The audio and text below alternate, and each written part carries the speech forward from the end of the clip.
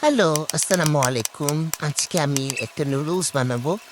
এই নুডলসটা বানানোর জন্য আমার বাসায় যা কিছু ছিল সবজি টুকটাক আমি সবকিছু নিয়ে এই নুডলসটা বানিয়ে নিলাম। দেখতে পাচ্ছেন আমি কি সবজি নিয়েছি। তাছাড়া আমি একটা ডিমও নিয়েছি। ১ম এ সবজিগুলোর সাথে টুকটাক মসলা এড করে তেল দিয়ে ভেজে নেব। তারপরে নুডলসগুলোকে সিদ্ধ হতে দিয়ে দিব।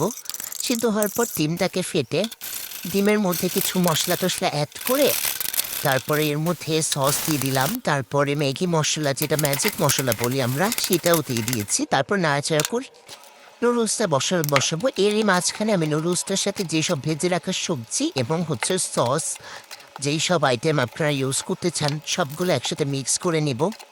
নুডলসের মসলা ভালোভাবে মিক্স করার পর চুলায় পেঁয়াজ আর মরিচ দিই।